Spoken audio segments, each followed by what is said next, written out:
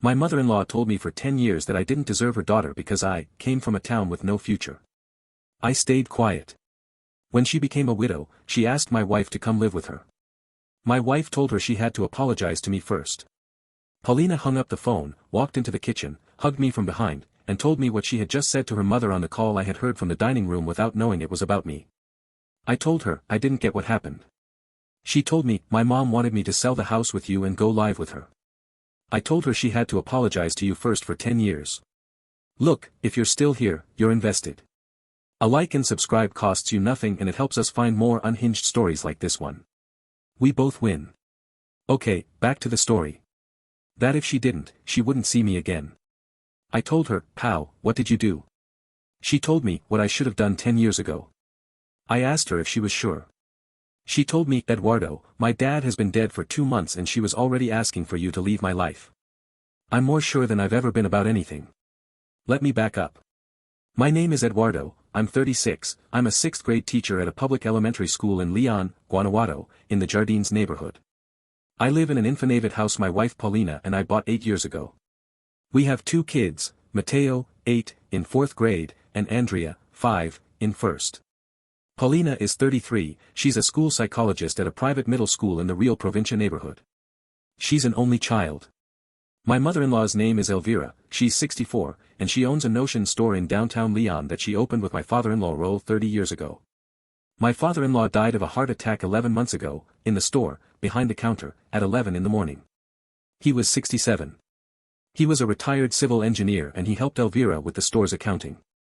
We buried him at Jardines del Eden Cemetery, the whole family showed up, and from that day on my mother-in-law had not spoken to me. I'm from a town called San Anton, in the municipality of San Miguel de Allende. We were 460 people according to the last census. My dad was a tractor driver at a ranch until he died when I was 14. My mom sold gorditas in front of the kindergarten. I have 4 sisters. I was the first one in the family to finish high school. I went to León when I was 18 to study at the normal because they gave me a full scholarship and because in San Anton there was nothing else. I met Paulina at the normal in León 14 years ago. She was studying educational psychology, I was studying primary education. We got together in the library to do the general pedagogy assignments. She was one of the few who didn't ask, "And what does your dad do?" in the first month. After a year we started dating. 3 years and we moved into a small apartment in the San Sebastián neighborhood. 5 years and we got married. The first time I met Elvira was at a dinner at her house, 8 months into dating. Paulina had been preparing me for months. My mom is demanding, "Edu, don't get scared if she asks things." We got to the house in the centro, a big house with old mosaic floors and a back patio with a lemon tree. Don Raúl hugged me at the door. Elvira shook my hand without standing up from the couch. We had cochinita pibil for dinner. After dessert, while Paulina was helping clear the table, Elvira sat me down across from her in the living room and asked me, "Eduardo, where did you say you were from?" "From San Anton, in San Miguel de Allende." "Is that a ranch?" "It's a community, we're about 400. "And what do people there do for a living?" "They work in the nearby ranches, some in construction in San Miguel." "Look, Eduardo. My daughter has a degree. She's going to have an office job. She's going to live in a house with a garage. I don't know if you understand what that means when you come from where you come from." I told her, "I think I do, ma'am." She told me, "Because my daughter deserves someone who can give her what she already has." "I like you, I'm telling you straight. But you're not what my daughter deserves." Don Raúl came into the living room with 2 cups of coffee and cut her off, "Elvira, leave it alone. The kid didn't come here for an interview." That night, in the car, I told Paulina what her mom had said to me. Paulina cried. She told me, "Don't leave me because of my mom." I told her, "No, Pau. But she's going to keep going." She told me, "Give me time. My mom is like that. She'll change when she gets to know you." I gave her 10 years of time. I'll just count a few so I don't bore you. The Christmas of the first year, at the family dinner, Elvira asked in front of all the uncles and cousins, "And how many sisters were you again?" 10. "Out there in the towns they have a lot of kids, right?" I answered, 4, ma'am." My sister-in-law tear-laughed. Don Raúl looked at her with a "don't start" face. The second Christmas, when I helped Elvira in the kitchen carrying a pot, she told me, "Eduardo, better let me handle that. In your house they probably cooked in tubs, this one's copper and dents easily." Don Raúl came in and told her, Elvira, go to the living room. I'll help Eduardo. When I told Elvira we were getting married, at a meal at her house, she told me, Eduardo, that's nice. But before you sign anything, think about whether you're going to be able to keep her in the way she's used to. A primary school teacher makes, what, 14,000 pesos a month? That's not my daughter's life. Don Raúl got up from the table and went to the patio to smoke. Paulina squeezed my leg under the table. When Mateo was born I went to tell her. I got to the store with the photo on my phone. Elvira saw it. She said, how cute. He looks like Paulina. I told her, he looks like both of us, ma'am. She told me, no, Eduardo. The features on your side are more rustic. This kid is going to be light-skinned.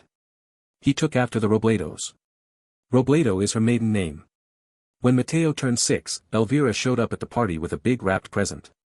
She told me at the door, Eduardo, this is the first good present this kid is going to get.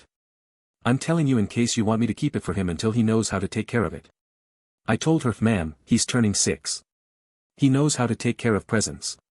She told me, I'm just saying, town kids at that age still don't get fine things. Don Raúl, who was right next to her, told her, Elvira, you're crossing the line. Again. Don Raúl was the only thing that made 10 years bearable. He would sit with me on the patio when we went on Sundays. He'd ask me about work, about the kids, about my mom in San Anton. He took me twice to a friend's ranch in Comonfort to show me how he built dams with stones. Once, in his car, he told me, Eduardo, don't pay attention to my old lady. She's been mad at life since before you got here. She thinks humiliating you brings me to her side, she doesn't realize that every time she insults you I move further away. I told him, Don Raúl, I take it for Paulina. He told me, I know, son. I do too. But someday you're going to have to decide how long. Don Raúl died on a Tuesday at 11 in the morning, at the store, opening boxes of thread. Elvira called Paulina screaming. I had a class with 6th grade. I left with the principal and went straight to the hospital. I got there half an hour after Paulina. Elvira was sitting on a bench in the waiting room. She saw me come in. She turned her head the other way. She didn't speak to me during the 3 days of the wake. I carried the casket with my brother-in-law Sergio, with Don Raúl's cousin, and with a friend from the Centro. Elvira didn't look at me once. After the burial, Paulina and I took Mateo and Andrea to Elvira's house to keep her company the first week. Elvira spent 7 days without saying a word to me. She talked to Paulina, to the kids, to Lupita the housekeeper. Not to me. When I handed her a coffee one morning, she left it on the table without touching it and went to her room. After that week we went back to Jardines. Paulina called her mom every day. The first 2 weeks Elvira would answer crying. Then she stopped crying and told her about the store. She didn't ask to see us. She didn't ask about me. Mateo would ask, Grandma, when are we going to your house? Elvira would tell him, when we can, mijo. 3 months passed like that. The Saturday of the call I was at the dining table reviewing the next week's lesson plans. Mateo and Andrea were in the patio playing with the hose. Paulina answered the landline in the kitchen. She started calmly. 5 minutes in I heard her say louder, Mom, no. Then I heard, Mom, that's not going to happen. Then I heard, Mom, listen to me carefully. I didn't hear the rest because Andrea ran in with the soles of her feet covered in mud and I had to carry her to the bathroom. When I came out, Paulina had already hung up. She walked to the dining room. She stood behind me. She hugged me from behind. She rested her chin on my shoulder. She told me, Eduardo, I just told my mom she has to apologize to you for 10 years before she sees me again. I told her, Pow, wait, what happened? She told me, she called to tell me to sell the house with you and move in with her.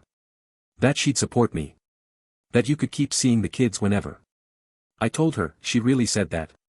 She told me, and she said it like it was the most normal thing. Like after 10 years of humiliating you it was the obvious next step. Like I hadn't spent 10 years choosing to put up with her because she was my mom. I told her, Pow, I don't want you to fight with your mom because of me. She told me, Eduardo, I'm not fighting because of you. I'm fighting because my dad has been dead 2 months and my mom was already setting things up to erase you and erase what you and I built. My dad's body is barely cold and she was already trying to remake my life without you. That's not because of you. That's about me. That's because I finally understood what kind of mom I have. I asked her what exactly she had said to her. She told me, I said, Mom, Eduardo is my husband and he's the dad of your 2 grandkids. You're my mom. But for 10 years you chose to humiliate him, thinking that brought you closer to me. It pushed me away. You fix it, or this is how we stay. Then she told her, and I hung up. I sat down. Mateo came in asking if he could open the fridge. I told him yes. I told Paulina, are you sure? She told me, yes. I told her, your mom is the only thing you have left of your dad. She told me, no, Eduardo. You and the kids are the only thing I have left of my dad. My dad carried that house for 10 years so I wouldn't lose either her or you. Today it's her turn to choose if she wants to be my mom without him, or if she doesn't. I'm not going to carry her. That night I called my mom in San Anton and told her. My mom said, Mijo, that woman loves you well. Take care of her. 8 months have passed. Elvira hasn't apologized. She called a month after the conversation telling Paulina, Mija, let's talk. Paulina told her, Mom, are you ready to apologize to Eduardo? Elvira answered, Mija, don't exaggerate, I never disrespected him. Paulina told her, Mom, then you're not ready. And she hung up. 3 months in, cousin Mariana, daughter of Elvira's sister, called Paulina to mediate. She told her, Pau, your mom is alone, your dad left her in pieces. Paulina told her, Mariana, my mom has spent 10 years tearing Eduardo to pieces. If she wants to fix something with me, she knows what she has to do. I'm not in this for mediators anymore. I love you.